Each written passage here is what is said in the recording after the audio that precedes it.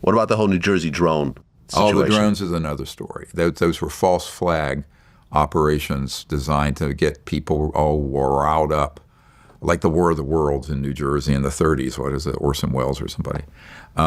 Where, but the White House did make a mistake in saying that all of those were test objects that were known by FAA.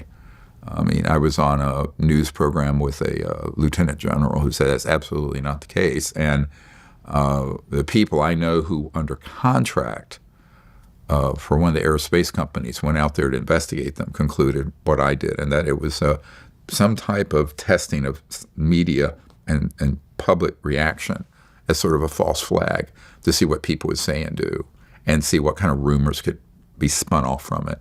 So oftentimes they'll do sort of a trial balloon of this false alien invasion stuff, but 100% of that was, even the things that look like orbs and stuff, those were ours. That's all ours. And it was a false flag operation.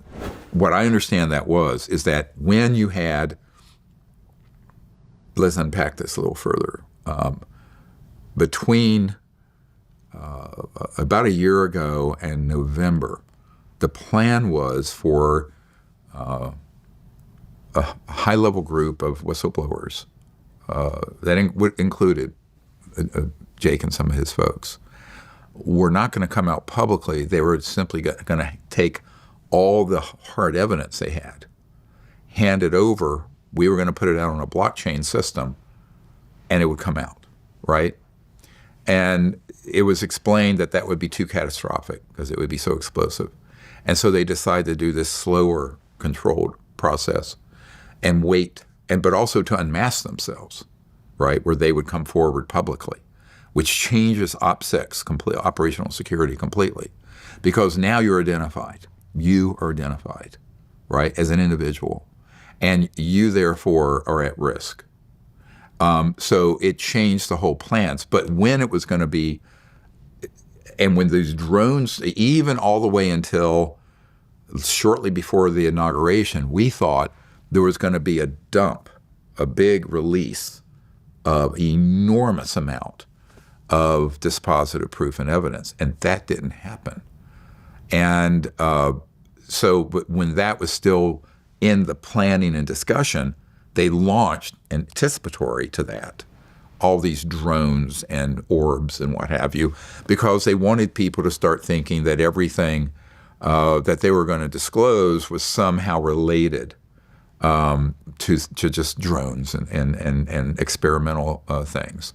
So it was a psyop, basically, that was done in anticipation of events that were planned that ended up not coming to fruition because it was decided these guys would come out publicly rather than stay clandestine and masked but just let the evidence out.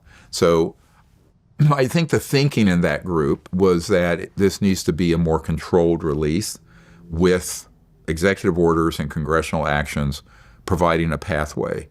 And there are some very senior people. There's a chairman of a major corporation, a household name in America, who's reached out to me, who has documents, all this evidence. And as soon as he reached out to me, he had his family threatened, his grandchildren and children. And right now, if he were to come forward, his concern, aside from perhaps having all his wealth confiscated under RICO, Racketeering Influence Corrupt Organization Act, which is like what you use against the mafia. Because this organization running this is like the world's largest mafia, organized crime network. So he can't come out because the Congress never got amnesty through. It was killed about a year ago in December of 2023.